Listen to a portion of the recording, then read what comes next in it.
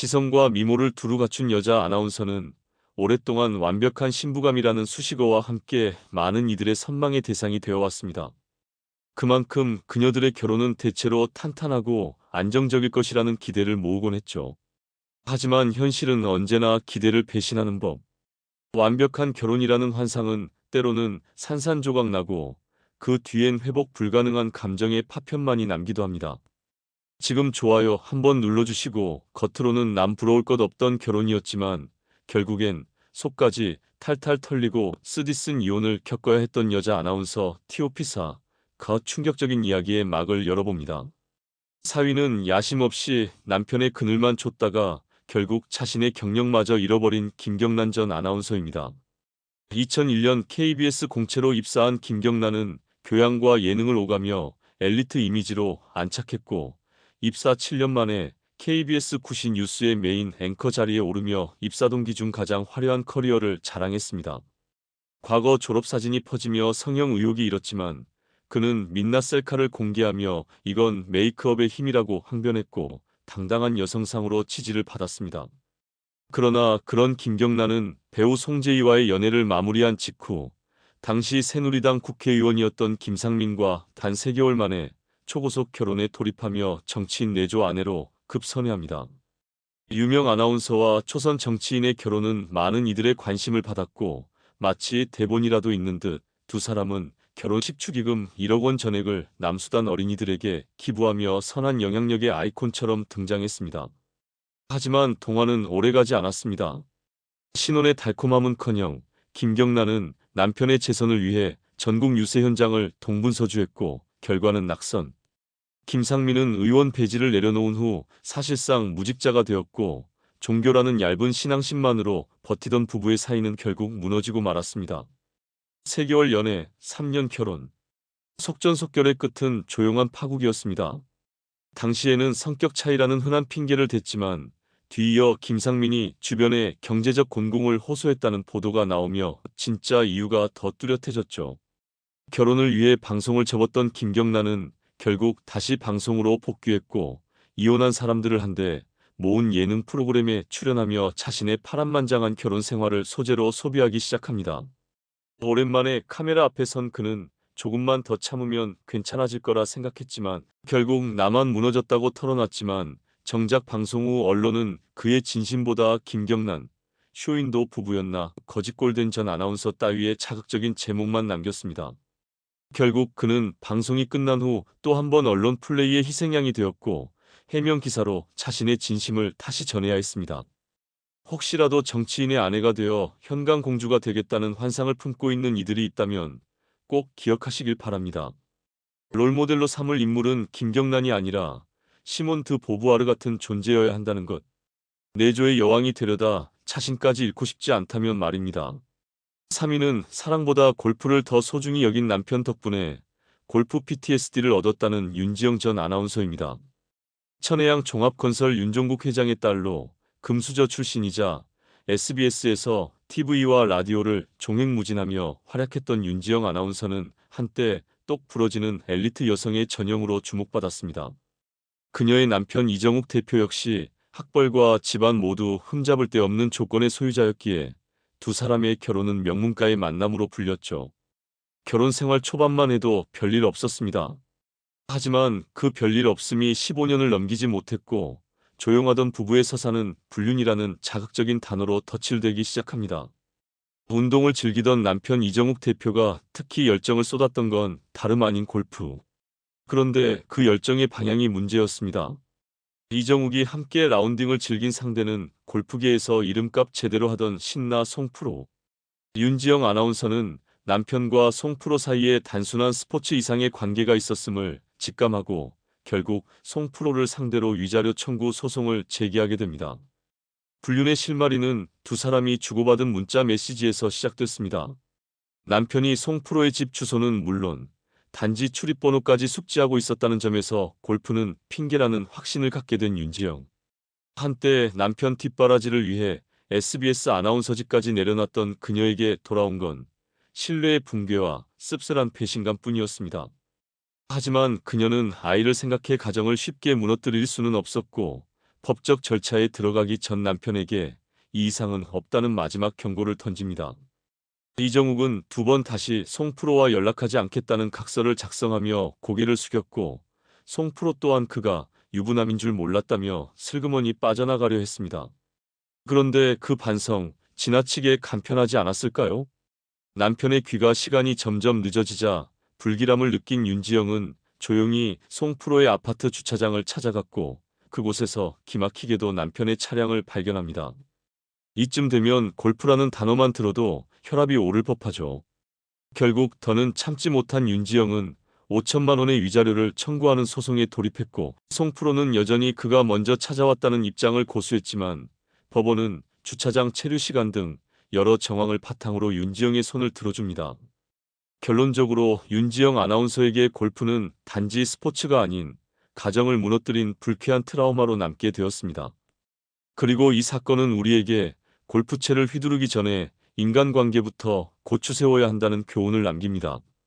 2위는 친자 여부조차 명확히 밝혀주지 않은 전 남편 덕분에 자존심과 커리어, 그리고 모성까지 시험대에 올랐던 백지연 전 아나운서입니다. 대학교 재학 중 MBC 공채 아나운서로 발탁되며 입성한 백지연은 MBC 뉴스데스크 최초의 여성 앵커이자 역대 최연소 최장수 기록까지 세운 인물입니다. 연세대 부룩실즈라 불릴 만큼 외모도 출중했고, 방송 중 내뱉는 한마디 한마디가 뉴스보다 더 강한 임팩트를 줄 만큼 존재감도 확실했죠. 지성과 미모, 커리어까지 삼박자를 고루 갖춘 그녀는 한때 완벽한 신부감이라는 수식어로 포장되기도 했습니다. 하지만 정작 그녀가 선택한 배우자는 그 화려한 수식어들에 딱히 걸맞지 않았던 듯합니다. 1995년 영국 옥스퍼드에서 공학을 전공한 강연구 씨와 짧은 교제 끝에 결혼한 백지연은 임신 중에도 뉴스를 진행하며 프로페셔널의 끝을 보여줬고, 출산 직전까지 앵커 자리를 지키는 투혼을 보였습니다. 그러나 그런 열정도 결혼 생활의 균열을 막지는 못했습니다. 3년 만에 이혼, 그리고 그녀는 홀로 아들을 키우는 싱글맘이 됩니다. 진짜 드라마는 그때부터 시작됩니다. 이혼 후 돌기 시작한 황당한 루머 아이의 출생이 혼외 관계 때문이라는 주장은 입에 담기조차 민망한 수준이었지만, 어처구니 없게도 점차 언론 기사로 확대되며 그녀의 명예를 갉아먹기 시작합니다. 한 번의 유전자 검사면 간단히 끝날 일이었지만 예상치 못한 폭병이 있었습니다. 바로 전 남편 강연구 씨가 법원의 검사 요청을 무려 4차례나 거부하며 상황을 더욱 꼬이게 만든 것이죠. 해명은커녕 침묵도 아닌 비협조로 일관한 그의 태도는 백지연이 겪은 고통에 기름을 부었습니다. 결국 전 남편을 향한 여론의 비난과 법적 압박이 동시에 가해지면서 강 씨는 마지못해 유전자 검사에 응하게 되고, 예상대로 아이는 두 사람의 친자라는 결과가 나옵니다. 이에 멈추지 않고 백지연은 친권 박탈 소송을 제기했고, 악의적인 허위 소문을 퍼뜨린 미주통일신문 배포자를 상대로 명예훼손 혐의를 인정받는 데에도 성공합니다. 자신에게 쏟아졌던 근거 없는 비난을 그대로 돌려주는 똑 떨어지는 대응이었죠. 무책임한 루머 하나에, 그리고 그 루머를 적극적으로 해소해주지 않은 전 남편의 방치 속에 백지연은 공들여 쌓은 커리어에 큰 금이 가는 아픔을 겪어야 했습니다. 하지만 그녀는 무너지지 않았고, 무엇보다도 자신의 아들을 지켜냈습니다. 그리고 그 아들은 시간이 흘러 많은 이들이 이름을 아는 그 인물로 멋지게 자라났습니다. 1위는 불륜과 금전적 피해라는 최악의 패키지를 동시에 경험한 김주아 전 MBC 아나운서입니다. 세련된 이미지, 안정된 발성, 그리고 흔들림 없는 진행으로 MBC 메인 뉴스의 단독 앵커 자리를 오랫동안 지켜낸 김주아. 수많은 후배 아나운서들이 그녀를 워너비 롤모델로 삼았고, 시청자들에게도 뉴스계의 품격으로 각인된 인물이었습니다. 그런 그녀가 선택한 남편은 많은 이들이 보기엔 적어도 평범 이상은 해보였죠. 그 남편이 바로 가수 송대관의 처조카이자 메리츠증권 국제영업부 이사였던 강필구. 유명 연예인 집안과 안정된 커리어라는 조건 덕분에 두 사람의 결혼은 많은 축복 속에 시작됐습니다. 아이도 둘 낳고 보기 좋은 가족이 된 듯했죠. 그러나 현실은 그럴듯한 포장지 속에 이미 오래전부터 골마 있었습니다. 2013년 결혼 9년 만에 김주아는 남편의 외도와 가정폭력을 폭로하며 이혼 소송을 제기했고 그 과정에서 밝혀진 진실은 실로 충격적이었습니다. 두 사람의 연결고리는 다름 아닌 시어머니 김주아가 다니는 교회를 찾아와 남녀 간의 만남이 부담스럽다면 전도만이라도 해달라며 종교 포장 소개팅을 집요하게 밀어붙였습니다. 그러나 문제는 그 남자 강필구가 이미 결혼한 유부남이었다는 사실이었죠. 믿기 어렵지만 강필구 모자는 혼인 사실을 숨기기 위해 서류까지 조작했고 김주아 앞에서는 싱글 코스프레를 완벽히 해냈습니다. 그녀가 이 진실을 알아챘을 땐 이미 첫 딸을 출산한 뒤였습니다. 공인은 이미지가 생명이고 이 사실이 세상에 알려지면 더 큰 상처로 돌아올 걸 알았기에 그녀는 묵묵히 감당하려 했습니다. 하지만 인내에도 한계는 있었습니다. 남편이 미국에서 내연녀와 원정 출산을 했다는 믿을 수 없는 사실이 드러나자 김주아는 마침내 이혼을 결심하게 됩니다. 혼외 자녀까지 낳은 상황에서 더는 가정을 지킬 이유가 없었죠. 그런데 이혼 과정이 순탄할 리 없었습니다. 남편 강필구는 본인이 결혼 중 직접 작성했던 불륜 책임 각서를 들고 나와 오히려 본인이 더 많은 재산 기여를 했다고 주장하기 시작합니다. 더욱 충격적인 건 법원이 이 주장을 받아들였다는 점입니다. 결국 김주아는 외도한 전 남편에게 약 13억 원을 지급하라는 판결을 받게 됩니다. 불륜을 저지른 사람이 피해자인 척하고 진짜 피해자가 위자료를 내는 이상한 결론. 세상에 이보다 더 황당한 일이 있을까요? 결론적으로 김주아는 한 남자의 거짓말과 한가문의 기만 속에서 사랑도, 명예도, 돈도 모두 잃어야 했습니다. 하지만 그럼에도 불구하고 그녀는 끝내 무너지지 않았습니다. 상처 위에 다시 자신을 세우며 진짜 품위는 무너졌을 때 드러난다는 걸 증명해냈죠. 2021년 본인을 비판한 남성을 상대로 입막음 수준을 넘어선 수준의 복수를 감행한 여배우가 있었습니다. 그것도 조폭까지 동원해서요. 이 충격적인 사건의 주인공은 바로 배우 진아림. 그녀는 나는 억울하다며 결백을 주장했지만 법원은 그렇게 보지 않았습니다. 결국 조직폭력배와의 연루 혐의가 인정되어 벌금 500만 원을 선고받으며 정의로운 피해자 코스프레는 완전히 무너졌죠. 진아림을 둘러싼 폭로는 당시 연예계를 발칵 뒤집어 놓았습니다. 조폭과 여배우, 보복과 침묵 강요, 그리고 그 이면에 숨겨진 업계의 음습한 뒷그림자까지 그녀 하나의 사건이 뚫어버린 구멍을 통해 감춰졌던 진실들이 조금씩 수면 위로 떠올랐습니다. 놀라운 건 이런 조폭과 연예인의 관계가 더 이상 영화 속 허구만은 아니라는 점입니다. 한때는 스크린 속 막장 서사의 단골 소재였던 그 조합이 이제는 현실 뉴스의 한 귀퉁이를 차지하고 있으니까요. 사랑은 때로 사람을 눈멀게 한다지만 이건 그냥 눈을 감고 폭주한 수준이었습니다. 상대가 누구든 직업이 뭐든 폭력과 범죄가 개입된 사랑은 그 어떤 미화도 불가능합니다. 그럼 지금부터 몸도 마음도 위험하게 연루됐던 조폭과 사랑에 빠진 여자 연예인 TOP5를 만나보겠습니다. 영화보다 더 영화 같은 현실 속 이야기 지금 시작합니다. 5위는 한때 업타운의 멤버였던 정양아와 조직폭력배 출신 재벌 회장 배상윤의 현실보다 더 막장스러운 서사입니다. 한때 힙합계의 아이콘이었던 그룹 업타운은 윤미래 탈퇴 이후 제시를 영입하며 부활을 꿈꿨지만 결과는 미지근한 반응뿐이었고 결국 과거의 영광을 되찾는 데는 실패했습니다. 그런 업타운이 6집 활동을 앞두고 새 멤버로 투입한 인물이 있었으니 바로 브라운이라는 예명으로 활동했던 정양아였습니다.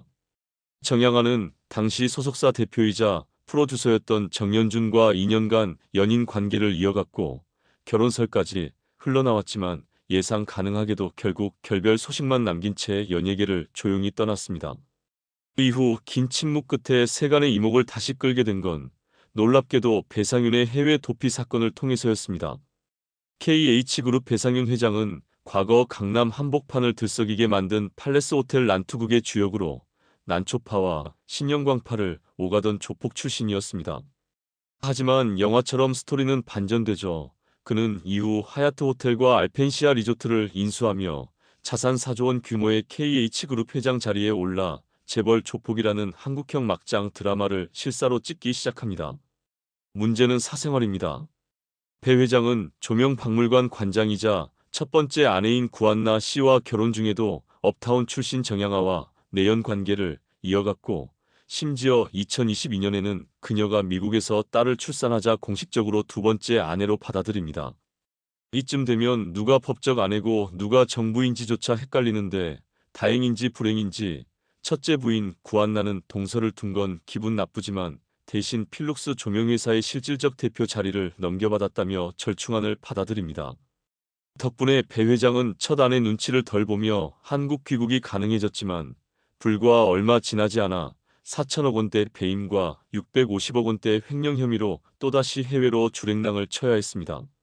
그 여파로 정양화는 홀로 남겨졌고, 공식 아내의 감시망 아래 투명인간처럼 존재해야 하는 처지에 놓였습니다. 그런데도 배 회장의 애정은 식지 않았습니다. 도피 중임에도 그는 베트남에서 정양화와 딸을 불러 호화 요트 파티를 벌이며 조폭식 가족애를 과시했고, 이 호사스러운 재회 덕분에 수사기관의 관심을 다시 불러일으켰습니다. 결국 그는 또다시 제3국으로 종적을 감췄고, 정양화는 출국 금지 상태로 국내에 발이 묶인 상황입니다.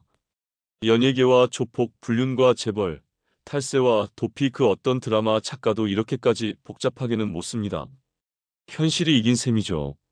사위는 저 높은 곳을 향하여를 부른 가수 이영하와 신20세기파 부두목 정병하의 성경과 칼 사이를 오간 묘하게 뒤틀린 러브스토리입니다. 1980년 MBC 신인 가수상을 받으며 반짝이는 조명을 받았던 이영하는 이후 숨겨진 자녀설이라는 폭탄급 루머에 휘말리며 활동에 제동이 걸렸고, 어느새 대중의 기억 속에서 잊혀져 갔습니다. 그러다도 대표곡 저 높은 곳을 향하여가 뒤늦게 대중의 귀에 다시 닿으며 부활의 기회를 잡는 듯했죠. 하지만 인생은 늘 한 템포 비틀어집니다. 남편의 사업이 곤두박질치며 결국 이혼이라는 또 다른 벼랑을 마주하게 됩니다. 그리고 그 무렵 이영화 앞에 나타난 인물이 바로 영화 친구의 캐릭터 눈칼 자국의 실존 모델로 알려진 조폭 정병하.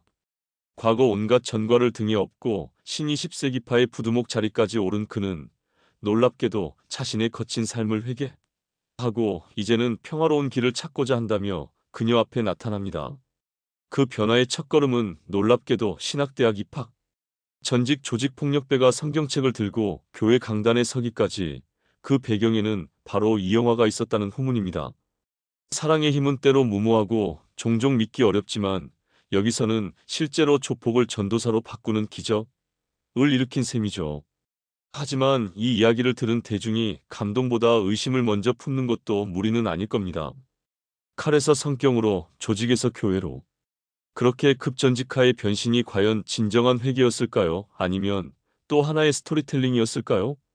3위는 런닝맨의 에이스로 꾸준히 사랑받아온 송지효와 조폭 오비파 출신이라는 전력으로 늘 화제를 몰고 다니는 백창주의 관계입니다.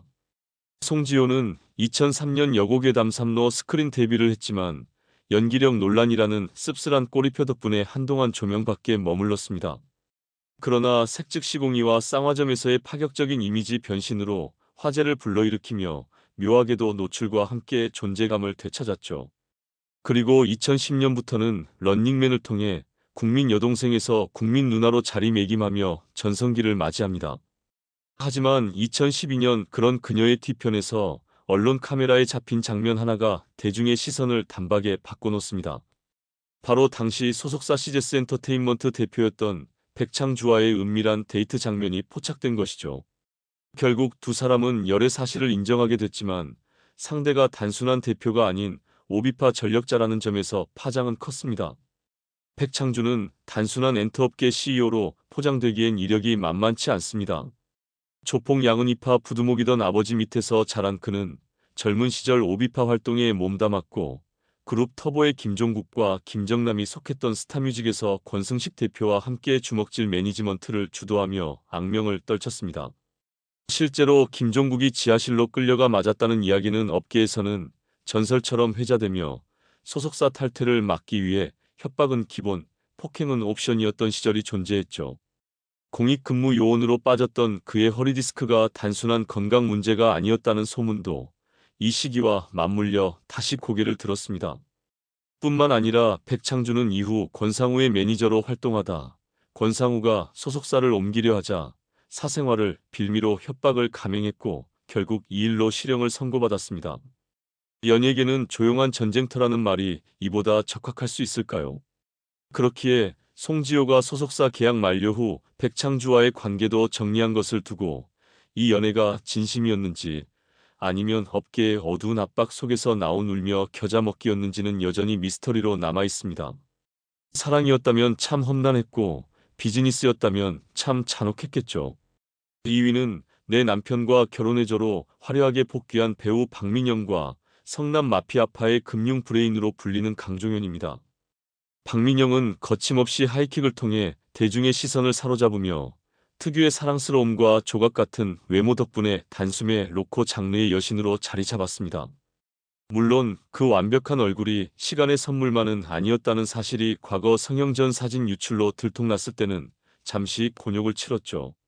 하지만 그 논란쯤은 이후 그녀를 덮친 스캔들에 비하면 그냥 팬서비스 수준이었습니다. 진짜 폭탄은 바로 강종현과의 열애설이었습니다. 빗썸의 그림자 회장, 성남 마피아파의 자본 권력자라는 타이틀을 동시에 달고 있는 인물과의 관계였으니 파장이 작을 리 없었죠. 열애설이 보도되자 박민영은 재빨리 결별을 선언하며 거리두기에 나섰지만 그 후에 불거진 금전 거래와 스폰서 의혹은 그녀의 이미지에 씻기 힘든 얼룩을 남겼습니다. 강종현이 조폭 출신이라는 소문보다 더 충격적인 건 돈으로 조직 내 입지를 다졌다는 점이었고 여기에 박민영의 이름까지 함께 오르내리게 되면서 파문은 걷잡을 수 없이 커졌습니다. 특히 박민영이 강종현에게서 무려 2억 5천만 원을 받았다는 사실이 드러나고 그녀의 친언니가 강종현 회사의 사회이사로 등재되어 있었다는 점은 단순한 연애 해프닝이 아닌 공생구조라는 의심을 부추겼습니다. 이에 대해 박민영은 해당 금액을 생활비로 쓴 적 없다고 항변하며 억울함을 토로했지만 그 해명이 과연 설득력을 가졌는지는 여전히 물음표입니다.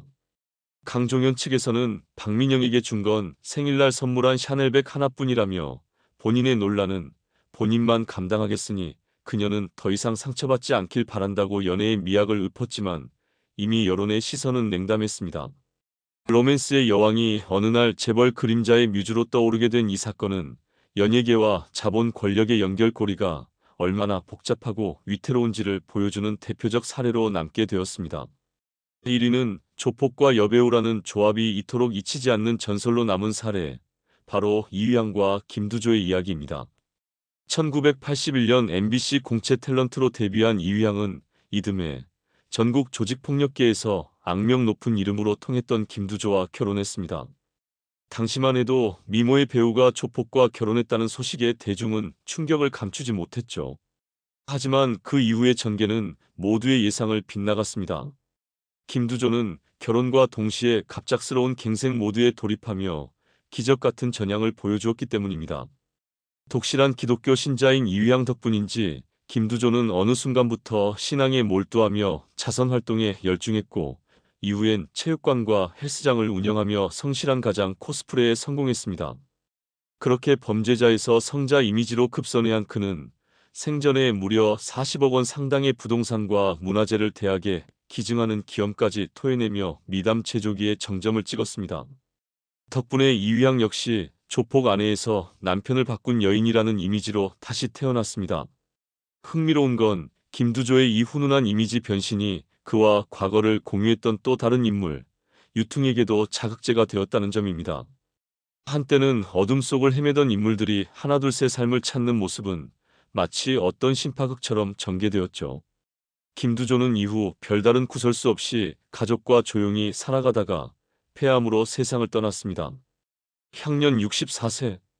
그는 내 죽음은 조용히 지나가길 바란다는 유언을 남겼고 실제로 그의 장례식은 언론의 시선을 철저히 차단한 채 진행되었습니다. 놀랍게도 그의 사망 소식은 49제가 끝난 후에야 언론에 보도될 정도로 세간의 관심이 닿지 않는 진짜 조용한 퇴장이었습니다. 결국 김두조는 악명 높은 조폭에서 조용히 떠난 성자로 인생의 마무리를 지었고 이휘양은 그 전환의 한복판에 있었던 인물로 남게 되었습니다. 이 이야기야말로 한국 연예계와 조폭 세계가 어떻게 기묘하게 얽히고 또 풀릴 수 있는지를 보여주는 상징적인 사건이라 할 수 있겠습니다.